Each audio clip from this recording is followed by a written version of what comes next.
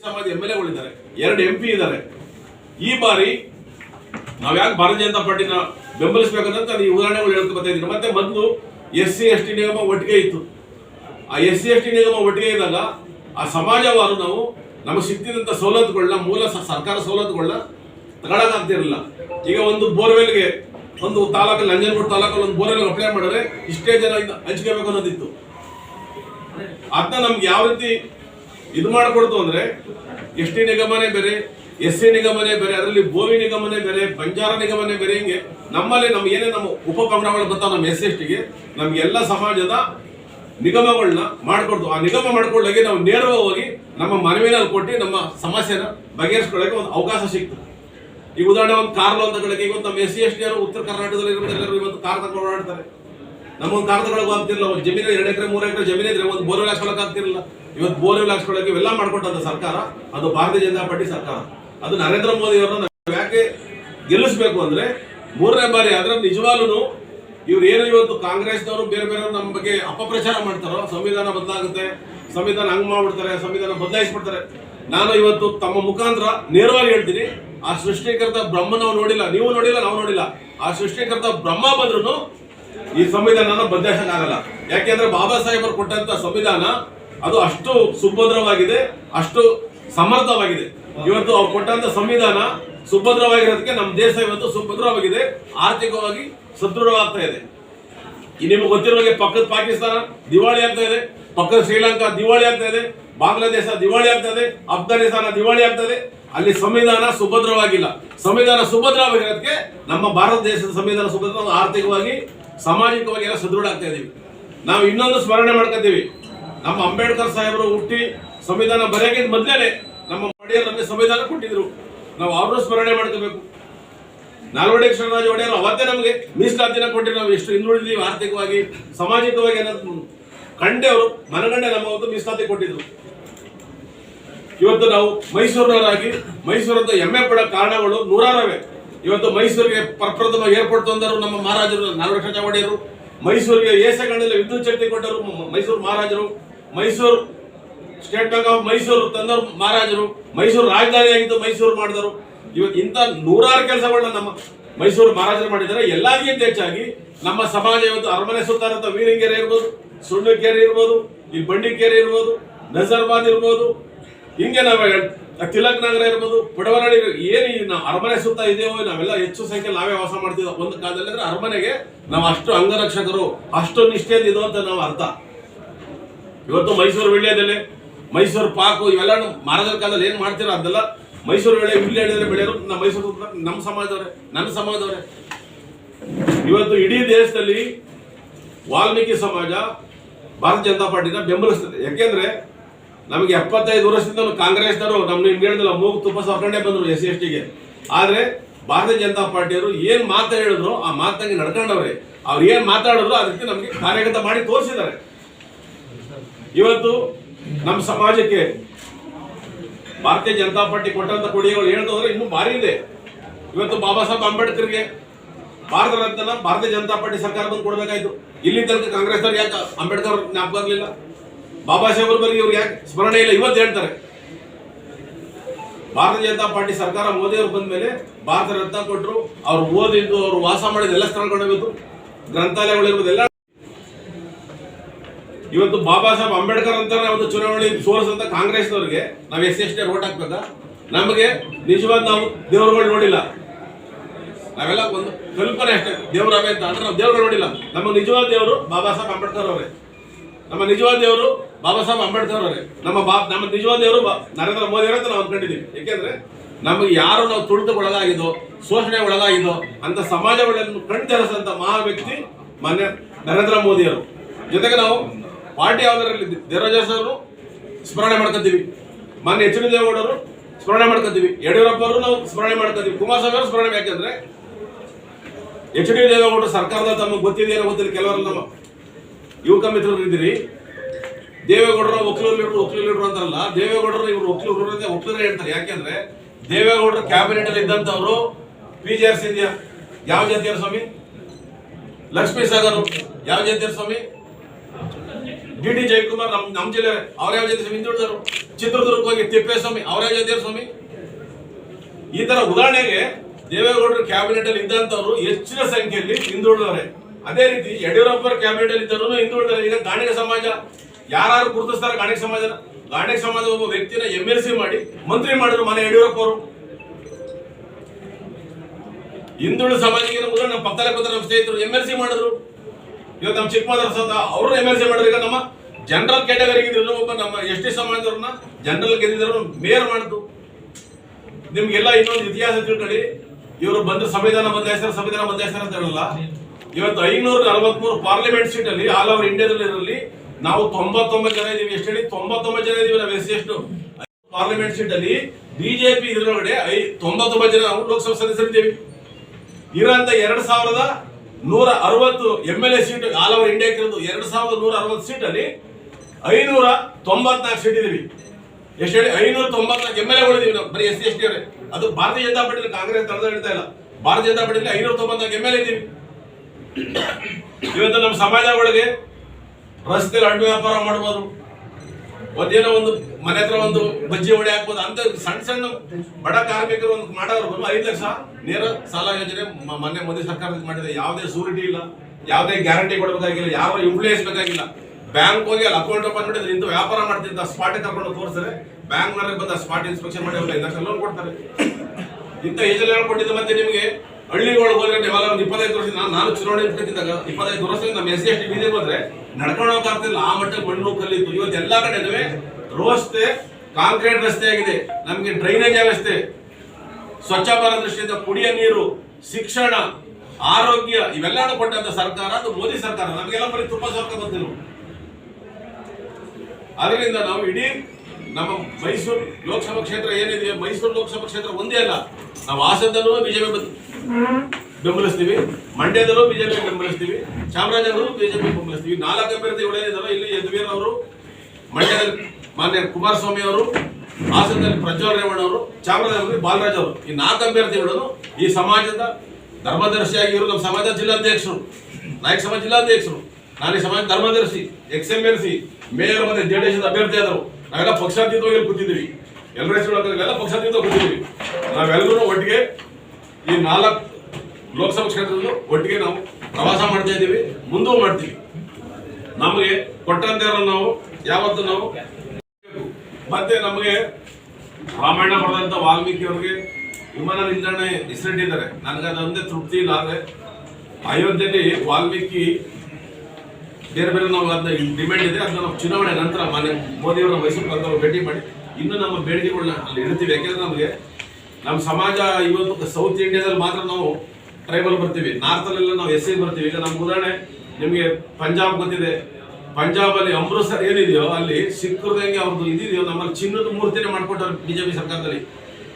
ಅಮೃತಸರದಲ್ಲಿ ನಮ್ದು ಚಿನ್ನದ ಮೂರ್ತಿನ ವಾಲ್ಮೀಕಿ ಸ್ಟ್ಯಾಚ್ಯೂ ಮಾಡಿ ಇದು ಮಾಡ್ಕೊಟ್ಟಿದ್ರು. ಅದರಿಂದ ನಾವು ನಮ್ಮ ಡಿಮ್ಯಾಂಡ್ಗಳು ಇನ್ನೂ ಭಾರಿ ಇದೆ ನಮ್ದು ವಾಲ್ಮೀಕಿ ಸಂಬಂಧಪಟ್ಟಂತೆ ಅವೆಲ್ಲವೂ ಮಾಡ್ತಾರೆ. ಮತ್ತೆ ನಮಗೆ ಇಡೀ 75 ವರ್ಷದಲ್ಲಿ ಕಾಂಗ್ರೆಸ್ನವರು SC ST ಗೆ ಮೀಸಲಾತಿ ಹೆಚ್ಚೇ ಮಾಡಿರಲಿಲ್ಲ. ನಮ್ಮ ಜನಸಂಖ್ಯೆ 47 ಅಷ್ಟೇ ಇದೀವ. 47 ಎಷ್ಟು ಜನಸಂಖ್ಯೆ ಜಾಸ್ತಿ ಆಗಿದ್ದೀವಿ. ನಮಗೂ ಅವ್ರಿಗೂ SC ST ಇವತ್ತು ಮೀಸಲಾತಿನ ಜಾಸ್ತಿ ಮಾಡಿಕೊಟ್ಟ ಸರ್ಕಾರ ಅದು ಭಾರತೀಯ ಜನತಾ ಪಾರ್ಟಿ ಸರ್ಕಾರ. ಮೀಸಲಾತಿ ಹೆಚ್ಚಳ ಮಾಡಿದ್ರು ಭಾರತೀಯ ಜನತಾ ಪಾರ್ಟಿ ಸರ್ಕಾರನೇ. ನಮಗೆ ಹೇಳ್ದವರು ಇವತ್ತು ನಮಗೆ ಶಿಕ್ಷಣ ಸಂಬಂಧಪಟ್ಟ ತಗೊಂಡ್ರೆ ನಮ್ಗೆ ಇಲ್ಲಿ SC ST ಮಕ್ಕಳು ನಮ್ಮ ನೋವಾಗುತ್ತೆ. ನಾವೆಲ್ಲ ಓದಿರ್ತಾರೆ. ಅವತ್ತು ನಾವು 10 ರೂಪಾಯಿ 20 ರೂಪಾಯಿ ಫೀಸ್ ಕಟ್ಟ ನಮ್ದು ಕಾಸಿರಲಿಲ್ಲ. ಇವತ್ತು ಜನರೇಷನ್ ಇದೆ ನಮ್ಮ SC ST ಅಲ್ಲಿ ಇವತ್ತು ಕಾಂಪಿಟೇಷನ್ ಅಷ್ಟೊಂದಿದೆ. ಯಾಕೆಂದ್ರೆ ನಾವು ಓದೋದ್ರಲ್ಲಿ ನಮಗೆಲ್ಲ ಸರ್ಕಾರ ಸವಲತ್ತು ಕೊಟ್ಟಿದೆ.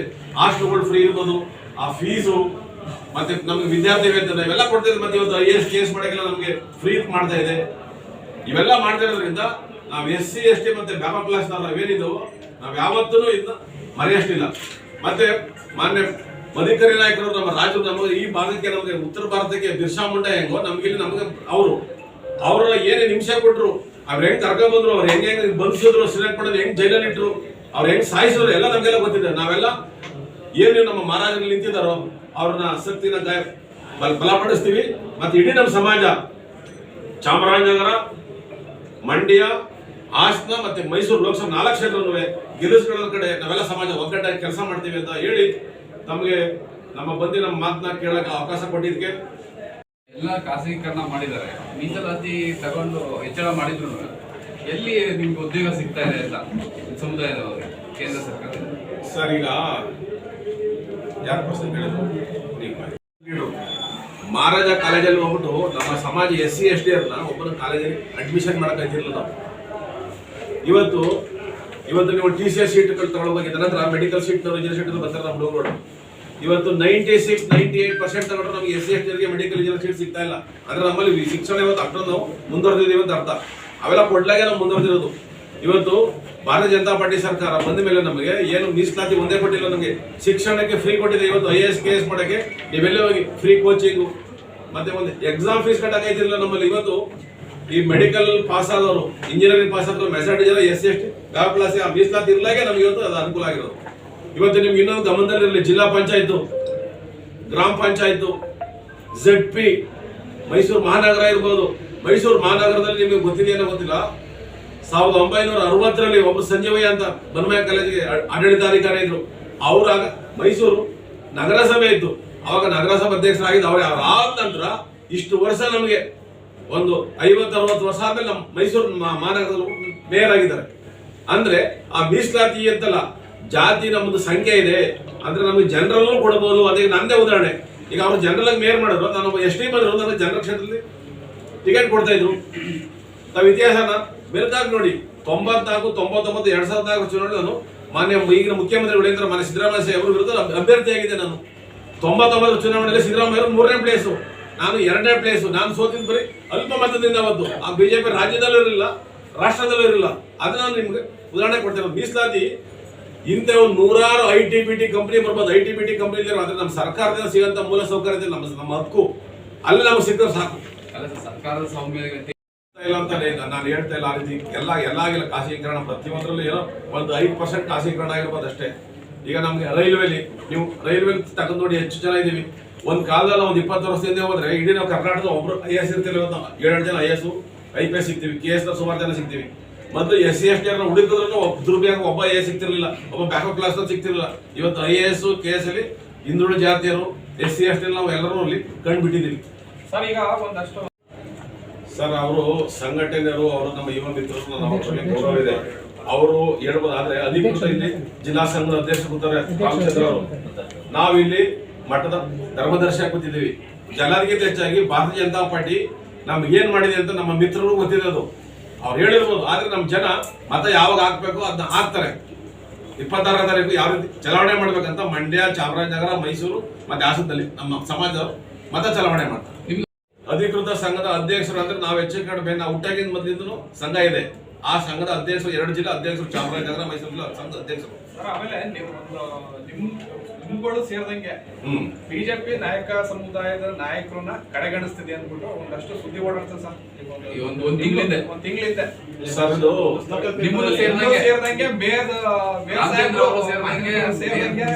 ರಾಮಚಂದ್ರ ಸಾಹೇಬ್ರು ಅವ್ರನ್ನೂ ಸೇರಿದಂಗೆ ಎಲ್ಲರೂ ಓಡಾಡ್ತಾರೆ. ಏನು ಅಧಿಕಾರ ಕೊಟ್ಟಿಲ್ಲ ಅಂತ ಸರ್ ಈಗ ಅದು ನಿಮ್ ಜವಾಬ್ದಾರಿಗಳಾಗಿರ್ಬೋದು.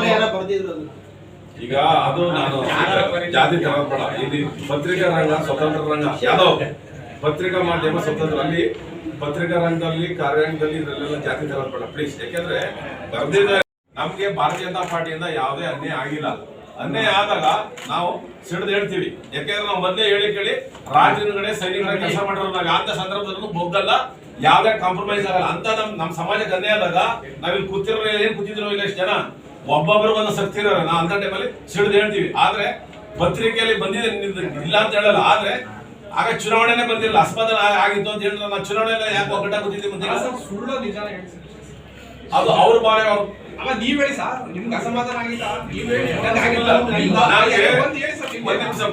ಒಂದ್ ನಿಮಿಷ ಮಾಹಿತಿ ಇರ್ತದೆ. ಅಸಮಾಧಾನ ಆಗಿಲ್ಲ, ನಾನೇ ಬಂದಿರ್ಬೇಕಂತಿದೆ. ಅಲ್ಲ ನೀವು ಕಾರ್ಯಕ್ರಮಕ್ಕೆ ಬರಲಿಲ್ಲ, ನಿಮ್ದೊಂದು ಕಾರ್ಯಕ್ರಮ ನಡೀತಾ ಅವಾಗೆಲ್ಲ ಹೇಳಿದ್ರು ಪ್ರಮುಖರು. ಒಂದ್ ನಿಮಿಷ ಅದಕ್ಕೆ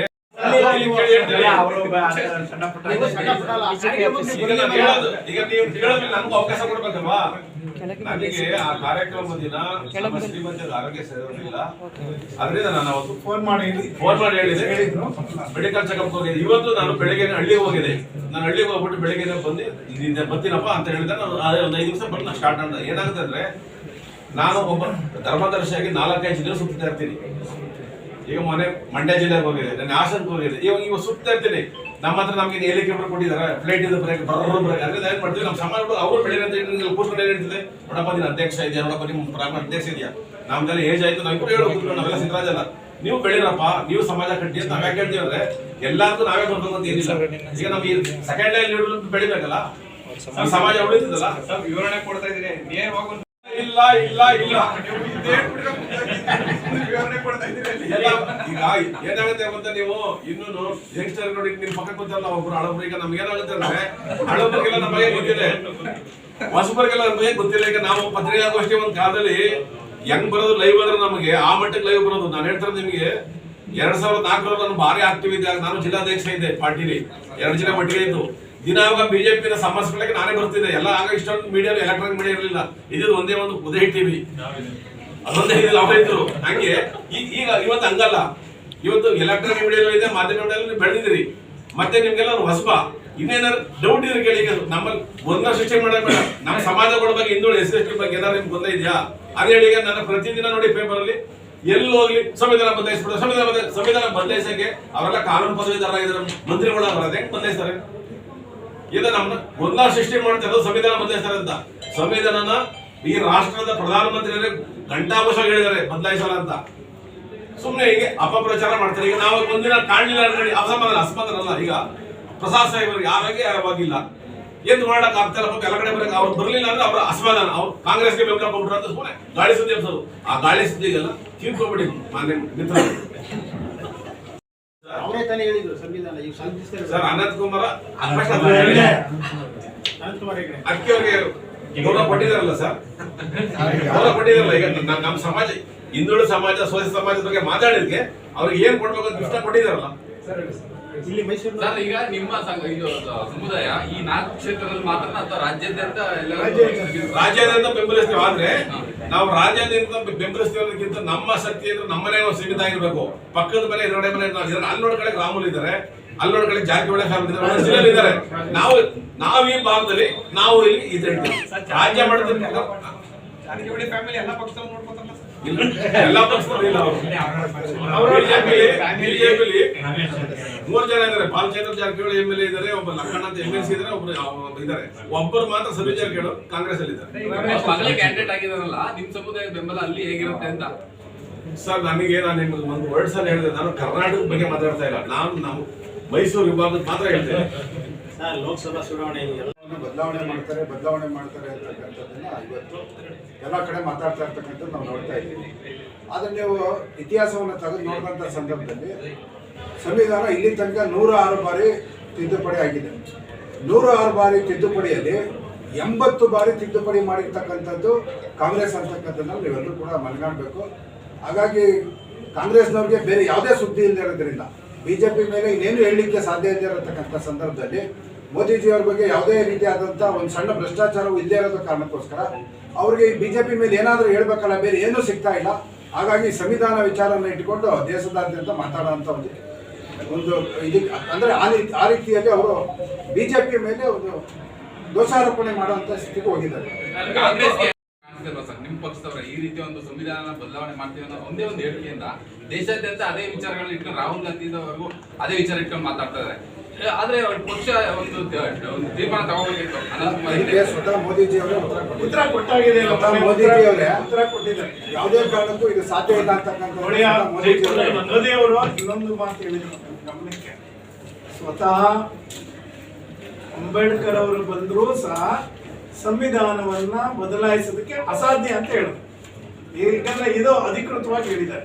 ಮತ್ತೆ ಇಲ್ಲೇನಂತ ಹೇಳಿದ್ರೆ ಕಾಂಗ್ರೆಸ್ನವರು 100 ಸುಳ್ಳನ್ನ 1000 ಸುಳ್ಳನ್ನ ಹೇಳುವಂತ ಪ್ರಯತ್ನ ಮಾಡ್ತಾ ಇದ್ದಾರೆ ಸಂವಿಧಾನದ ವಿಚಾರದಲ್ಲಿ. ಅದರಿಂದ ಅದು ಸಂವಿಧಾನ ಬದಲಾವಣೆ ಪ್ರಶ್ನೆನೇ ಉದ್ಭವಿಸೋದಿಲ್ಲ. ಥ್ಯಾಂಕ್ ಯು, ಧನ್ಯವಾದ. Nandini, Bharat news TV, Mysuru.